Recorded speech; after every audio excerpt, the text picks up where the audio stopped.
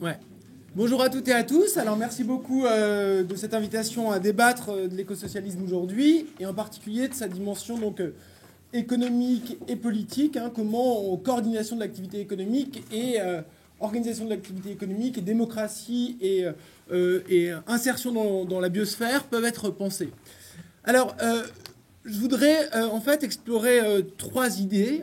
La première idée, enfin aborder trois choses rapidement.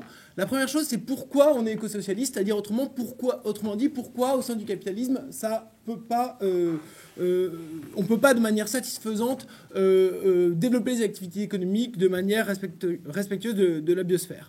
Deuxième idée, c'est comment s'organise l'activité économique? Quels sont les grands types de coordination, mécanismes de coordination de l'activité économique? Et quelles sont leurs vertus respectives du point de vue de la prise en compte de l'environnement et bien évidemment au-delà d'un horizon émancipateur du travail?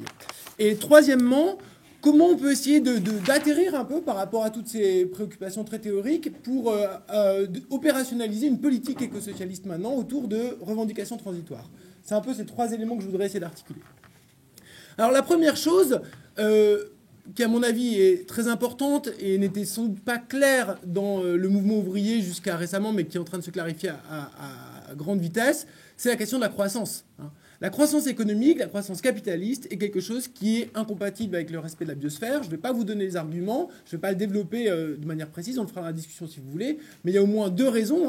La première chose, c'est que tout simplement la croissance, elle n'est plus là, c'est plus un horizon, et elle n'est pas près d'être là. Si on prend décennie après décennie, depuis les années 70, dans les pays du Nord, on a un ralentissement massif de la croissance de l'activité économique. Certes, dans le Sud, il y a des pays qui sont en rattrapage, mais le rythme tend...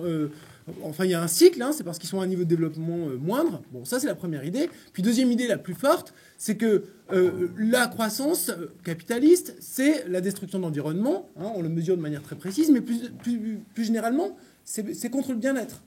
Et il y a une série d'indicateurs qui montrent que depuis les années 80, fin des années 70, début des années 80, aux États-Unis, on a un décrochage entre la croissance par tête du PIB et le bien-être de la population. Et ça se déplace. On a ça en Europe dès les années 90. Et ce qui est particulièrement inquiétant ou important, c'est qu'y compris dans les pays du Sud, cela commence à avoir lieu. On est déjà arrivé à ce niveau-là en Chine.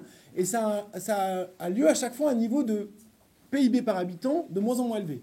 Donc on a vraiment cette idée de, si vous voulez, la croissance ne produit plus de bien-être, ne produit pas de bien-être. Et dit de manière marxiste, c'est en gros la croissance de la valeur d'échange, l'augmentation de la valeur d'échange ne coïncide pas avec l'augmentation de la valeur d'usage. Il y a une déconnexion entre les deux. Donc ça, c'est la première chose. Et la deuxième chose, c'est d'une certaine façon, quelle est la raison qu'il y a au fond de ça? Quel est théoriquement le mécanisme qu'il y a au fond de ça? C'est ce que pour discuter de ça, je vais reprendre une citation de Marx que je vais essayer un peu de développer. Donc, Marx écrit dans le livre 1 du Capital, c'est en posant dans l'échange leurs divers produits comme identiques à titre de valeur qu'il pose leurs travaux différents comme identiques. Il pose comme dans l'échange, ils posent leurs divers produits comme identiques, et ce faisant, les producteurs posent leurs travaux comme identiques. Alors qu'est-ce qu'il y a dans cette phrase qui est si important pour comprendre cette déconnexion entre valeur d'échange et valeur d'usage? C'est la chose suivante. C'est que, à travers l'échange marchand, on pose en équivalent des choses qui ne le sont pas. Des choses qui ne le sont pas tant du point de vue du produit lui-même qui est échangé, du service lui-même qui est échangé, que du point de vue du processus, des conditions de production qui ont abouti à ce produit-là. Et d'une certaine façon, on a quelque chose d'absolument merveilleux, puisque cela permet de résumer de manière très efficace, en une donnée très synthétique, le prix des choses qui sont complètement distinctes, et ça permet donc de les comparer, de faire des choix, et d'où l'attrait de la théorie dominante pour nous dire, voilà, on peut faire de l'allocation rationnelle grâce à ça. Mais la critique extrêmement forte, c'est que ce mécanisme très puissant de réduction, c'est un mécanisme d'appauvrissement considérable. C'est la misère de la marchandise, dans le sens où on réduit toute chose, tout produit et tout processus productif à sa valeur marchande. Alors, précisément, ça signifie quoi cette réduction? Ça rend invisible et indifférente les processus de production, c'est-à-dire leur caractère local. Dans quel contexte a lieu la production? Quelles sont ses externalités, c'est-à-dire quels sont les effets sur les communautés qu'il génère? Quelle est la qualité même de l'expérience de vie qu'ont les travailleurs au cours de ce processus de production? Quels sont les impacts environnementaux? Ça, c'est le premier problème. Deuxième problème, c'est que cela réduit la demande. Ce qui compte, ce n'est pas la production de valeur d'usage, ce qui compte, c'est la production de valeur d'échange. Donc cela réduit la demande à la demande solvable. Donc là, on a aussi une réduction tout à fait considérable. Hein. On réduit la production de valeur d'usage à la production de valeur d'usage solvable, c'est-à-dire qui peut être validée par de l'achat marchand, par de la monnaie. Et puis troisième problème qui est un peu lié aux deux autres, mais c'est un problème de temporalité. C'est que toute l'activité économique est centrée vers un moment précis, un instant, qui est l'instant de la valeur d'échange. On est sur un raisonnement qui est, à chaque fois, enfin un horizon qui est un horizon d'un point. Hein. On ne pense pas à des processus de consommation, de production. Tout est organisé au moment du point de paiement, hein, le point d'échange de la marchandise, donc en statique. Alors, voilà un peu ce qui est à l'origine, à mon avis, le mécanisme théorique hein, qui fait qu'on a une critique radicale du capitalisme et à partir duquel on doit pouvoir commencer à construire des alternatives. Alors pourquoi hein, c'est un problème, je l'ai dit à l'instant, mais je le répète pour que ce soit bien clair pour tout le monde, hein, c'est sous l'effet de la concurrence hein, et de la réduction à cette information des prix, on détruit toute une série de valeurs d'usage qui ne sont pas prises en compte, qui ne sont pas résumées dans les prix. Hein, quelles sont les conditions locales de production, quelle est l'expérience de production, bon, etc. Et d'autre part, on ne valide pas toute une série de besoins qui sont des besoins qui ne sont pas envisagés, qui ne sont pas comptabilisés, qui sont non solvables. Alors voilà un peu pour cette première partie, première idée. Deuxième idée, c'est la question des mécanismes de coordination. Comment on organise l'activité économique et comment, par rapport à ce problème, d'un côté de la croissance, sur lequel je suis passé très vite, et de l'autre, ce problème de la misère de la marchandise, les différents mécanismes de coordination nous permettent de comprendre ce qui se passe. Bon, le premier mécanisme, hein, qui est celui, bien sûr, central de la marchandise, c'est le marché. Hein. Le marché, c'est donc un mécanisme anarchique. Anarchique, pourquoi? Parce qu'il n'est pas pensé a priori, mais au contraire, l'activité économique n'est pas pensée a priori, mais l'activité économique est validée a posteriori. Qu'est-ce que je veux dire par là? Lorsque un producteur, dans le cadre du marché, met en œuvre un travail, il espère être payé. Mais il n'est jamais sûr. Ça, Marx parle de saut périlleux de la marchandise. C'est que le processus de production qui est engagé, c'est pas sûr qu'il soit validé. Pour qu'il soit validé, il va falloir qu'à un moment donné, sur le marché, il rencontre une demande et puis qu'il ne soit pas évincé par d'autres concurrents. Soit parce qu'il y aura une innovation qui serait venue le dépasser, soit parce qu'il y a des coûts, quelqu'un qui a trouvé des moyens de produire beaucoup moins cher. Bref, il y a un risque qui est pris à chaque fois dans le processus de production et qui est validé au moment de l'échange marchand. C'est l'échange marchand qui révèle l'adéquation, qui valide le travail qui a été engagé, face à une demande solvable. Deuxième élément hein, qui est caractéristique du marché, c'est que le marché, c'est la concurrence, et la concurrence impose aux firmes la croissance, impose aux firmes d'accumuler. Pourquoi? Dans un marché capitaliste, si vous n'investissez pas, très rapidement, vous allez être éliminé parce que ce que vous produisez n'est pas aux normes les plus efficaces. Et donc, pour survivre, vous devez en permanence accumuler, c'est-à-dire engager des investissements, dégager du profit pour davantage engager d'investissements. Donc, le mécanisme de la croissance, je passe rapidement là-dessus, mais il y a toute une série de débats avec des partisans de la fin de la croissance qui pensent qu'on peut maintenir la fin de la croissance avec un mécanisme de marché, des gens comme Victor, par exemple. Bon, il y a Tim Jackson qui a écrit là-dessus, etc. Je pense que ça, c'est une idée qui est foncièrement fausse. Hein. Le mécanisme de la concurrence est quelque chose qui implique une course à l'investissement pour rester en jeu et donc implique mécaniquement l'accumulation et la croissance. Donc là, il y a une critique importante. Alors, deuxième mécanisme, c'est le mécanisme de planification. Alors là, le mécanisme de la planification, c'est au contraire, c'est pas centré du tout sur le moment de l'échange. C'est centré sur le processus. Ce sont des processus qui s'inscrivent dans la durée. Ça fait quoi la planification? La planification, ça valide a priori le travail qui est engagé. Puisque le planificateur, il dit, ben voilà, faites ça, vous devez faire ça, et donc vous êtes sûr que ça va être validé, vous êtes sûr que ça va être payé, c'est une commande, si vous voulez. Hein. Une commande qui est faite. Les travaux sont engagés en fonction des besoins qui sont exprimés. Donc on peut dire que c'est deux choses, un mécanisme de planification. C'est d'abord un processus de révélation des préférences collectives. Ça veut dire qu'il faut qu'il y ait un processus de discussion, de décision, qui dise quels sont les besoins, quelle est la commande, qu'est-ce qu'on veut.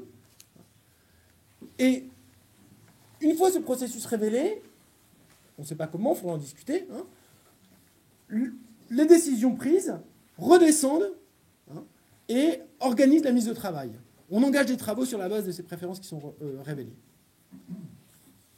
Donc on les engage, on obéit. Hein. On a pris une décision, on obéit. Ça implique donc qu'il y ait une socialisation des moyens de production, puisque si on veut engager le travail, si on veut organiser la mise au travail, ben, on le fait sur ce qu'on possède. Hein. Dans l'entreprise capitaliste, il y a du plan. Hein, dans l'entreprise, le capitaliste, il dit, ben voilà, moi je pense qu'on va faire ça comme production, et donc, il prend sa décision, il l'impose, il l'organise de manière rationnelle, proportionnelle dans son entreprise. Bon, ben là, c'est un peu l'idée de la firme géante qui correspondrait au mécanisme de planification. Alors, quels sont les problèmes que pose la planification et quels sont les avantages? On voit bien les avantages. Hein. Les avantages, c'est que ça permet de penser la durée. C'est que ça permet de révéler des préférences qui ne dépendent pas de la monnaie. Hein. C'est des préférences qui peuvent être discutées, qui peuvent... bon. Ça permet de se projeter dans le temps long. Hein. On n'a pas... Mais quels sont les problèmes que ça pose? D'abord, c'est évidemment comment on fait pour construire ces préférences collectives. Quels vont être les mécanismes qui vont permettre de les exprimer? Quel mécanisme démocratique va être assez parfait pour pouvoir, de manière fine, révéler les préférences? Et deuxième problème, c'est quel est le statut du travail? Et Catherine l'a évoqué. Les travailleurs, au sein du plan, hein, ils obéissent. Et heureusement qu'ils obéissent. Ils ne vont pas se mettre à remettre en cause parce que localement, ça ne les arrange pas, ou qu'ils n'ont pas envie de faire ça, ou qu'ils pensent que ce n'est pas bien, ce qui a été décidé collectivement. Donc, c'est, d'un point de vue analytique, contradictoire avec l'autogestion. Et troisième problème, c'est un problème d'adaptation. C'est que c'est des processus. Donc le processus, il est très propre, mais il y a un problème de retour, de feedback. Qu'est-ce qui se passe s'il y a un imprévu dans la production? Comment on fait pour s'ajuster à ça? Comment on fait pour innover? Quelle est la place de l'expérimentation? Ça, c'est autant d'éléments qui sont difficiles à penser dans le plan. Mon troisième moment, hein, c'est le moment des communs. Alors, c'est quoi le moment des communs? Ben, les communs, c'est des choses, des produits qui sont appropriables, potentiellement appropriables par tous, ou qui sont difficiles, ou dont il est difficile d'interdire l'accès à la propriété. Et les communs, jusqu'à présent, sont occupés... Enfin, jusqu'à il y a peu de temps, c'est quelque chose sur lequel on ne réfléchissait pas tellement. C'était là. Hein, les communs étaient là, mais Hardin, c'est une offensive idéologique majeure qui ne repose pas du tout sur une évidence empirique. L'évidence empirique, elle montre que les communs sont souvent bien gérés. Hein, il y a beaucoup de travaux qui ont été faits là-dessus pour contester la thèse de Hardin. Mais donc, cette offensive idéologique a été extrêmement forte, et elle dit en somme, pour qu'une ressource soit bien gérée, quelle qu'elle soit, il faut la propriété de cette ressource soit bien définie. C'est l'élément clé. Et du coup, qu'est-ce qu'on va voir? Eh bien, on va voir émerger des droits de propriété intellectuels. Hein, c'est l'explosion des droits de propriété intellectuels, les brevets, tous les accords de l'OMC là-dessus, tous les débats sur la pharma. Et d'un autre côté, c'est la marchandisation du vivant, avec l'idée que si le vivant n'est pas marchandisé, il va être mal géré. Et donc, on va définir des droits de propriété sur la biodiversité, on va mettre des droits à polluer, enfin, etc. Et alors là, il y a quelque chose d'extrêmement contradictoire dans cette offensive contre les communs.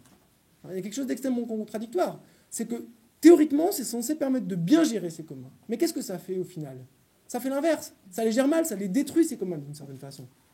La propriété intellectuelle, elle sert à quoi concrètement? Aujourd'hui, on observe une inflation des brevets qui est absolument ahurissante. Et il y a toute une remise en cause, y compris au sein du mainstream, de cette idéologie des droits de propriété intellectuelle. Pourquoi? Parce que la plupart du temps, les brevets vont être déposés non pas pour produire quelque chose et préserver une rente, mais pour empêcher les autres de produire quelque chose. Donc, la propriété de la connaissance, là, intervient comme un moyen d'empêcher l'utilisation de cette connaissance, de détruire la valeur d'usage liée à cette connaissance. Si vous prenez les droits concernant l'environnement, la biodiversité, etc., ce qu'on achète, ce n'est pas des droits qui correspondent à une protection de la ressource. C'est des droits qui donnent le droit de détruire la ressource. On échange la non-destruction à un endroit contre la destruction à un autre endroit. Donc, in fine, autour de cette idée des communs qui émergent, non pas tellement par une préoccupation de la gauche, mais beaucoup par une préoccupation en réponse, si vous voulez, à la montée de l'idéologie propriétaire, on peut penser à ce que dit Marx dans la préface à la critique de l'économie politique. Il dit la chose suivante, il dit « Lorsque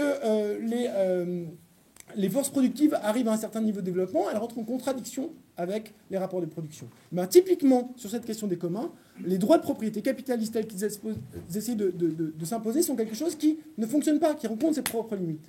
Et là, il y a vraiment une contradiction extrêmement forte qui va travailler et sur laquelle très largement, hein, les débats ont lieu et permettent de pointer la nécessité de passer à autre chose, à un autre mode d'organisation, de rapport de production lié à ces communs.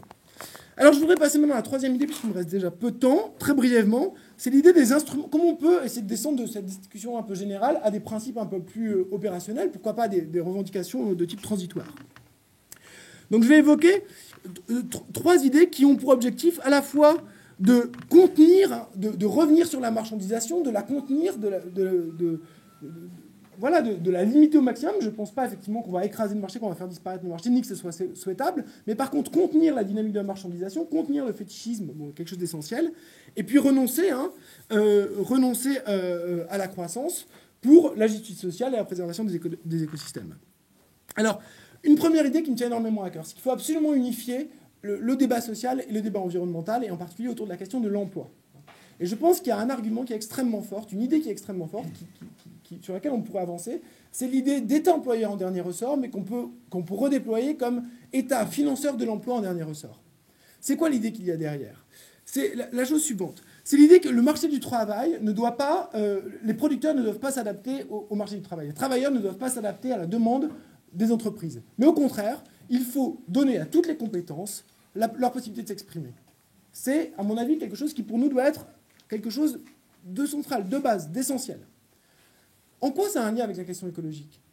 Parce que si vous faites ce choix-là, hein, vous faites un choix qui est différent de celui de relancer l'activité économique par le capital, c'est-à-dire investir davantage de capital pour créer davantage d'emplois et faire de la croissance. Là, au contraire, vous allez faire des emplois qui vont être relativement peu productifs, dans le sens où les gains de productivité vont être faibles, parce que vous allez faire beaucoup d'emplois de service, hein, à productivité stagnante. Et donc, vous avez une politique qui est une politique de plein emploi, mais qui est une politique de plein emploi non pas orientée vers la croissance, mais orientée vers la production de valeurs d'usage constantes. Et donc là, il y a une idée vraiment, je pense, sur laquelle il faut travailler, il faudrait qu'on en discute davantage, mais une idée qui est mobiliser l'ensemble des compétences, hein, immédiatement, non pas dans la perspective de la croissance, mais de la production de valeurs d'usage stagnantes. Deuxième idée, c'est l'idée de la socialisation du crédit. Donc il y a tout un pan d'argumentation que je ne développe pas ici, mais qui renvoie à toute la discussion sur la financiarisation. C'est l'idée qu'à travers la financiarisation du crédit, la socialisation du crédit, vous socialisez la manière dont une société se projette dans l'avenir. Puisque c'est le crédit qui finance l'investissement, c'est le crédit qui permet de voir l'avenir. Et donc là, vous pouvez introduire des critères sociaux, écologistes, qui vont segmenter, hein, la possibilité d'aller dans telle ou telle direction, qui vont être incitatifs vis-à-vis de tel type d'investissement, désincitatifs vis-à-vis de tel autre. Vous allez pouvoir aussi donner un volume maximum de crédit qui ne permet pas d'aller au-delà d'un certain niveau d'accumulation, donc de contenir la croissance. Éventuellement, juste de simplement accorder un niveau qui serait un niveau de renouvellement du stock de capital. Donc là, vous avez un instrument extrêmement important. Je dis socialisation du crédit parce que le crédit peut être fragmenté. Vous pouvez avoir une norme globale et en même temps avoir différentes agences qui opèrent ça. Hein. Et Lordon a un peu développé cette idée-là, mais elle me semble bien qu'il faut qu'il y ait les différentes parties prenantes, localement ou par secteur, ou selon le type d'activité, qui interviennent, qui participent à la définition des politiques de crédit pour avoir une forme de pluralité, hein, si vous voulez, de l'origine du crédit, qui permet donc de penser de manière plurielle l'avenir. Hein, c'est ça aussi. Troisième élément, hein, c'est la construction collective de la demande et de l'innovation. Ça, c'est une idée qui est importante. C'est l'idée que la gestion du commun, c'est la gestion des valeurs d'usage, mais c'est aussi la gestion de la génération de cette valeur d'usage. On le voit dans la connaissance, et comment fonctionnent les communautés scientifiques, comment fonctionne Wikipédia. On pense à la fois l'usage et la production, hein, de cette connaissance. Donc là, on a des communautés qui, hein, gèrent cette question de manière symbiotique de la production et de la consommation de valeurs d'usage. Mais dans le cadre du marché, le marché des biens de consommation, à mon avis, quelque chose qui va subsister très longtemps, c'est souhaitable qu'il subsiste, mais il faut transformer, aujourd'hui, la demande est complètement écrasée par l'offre, est complètement écrasée par le capital. C'est la publicité, les technologies de marketing laissent très peu de place, finalement, à l'expression d'une subjectivité autonome de la demande, y compris à un niveau collectif.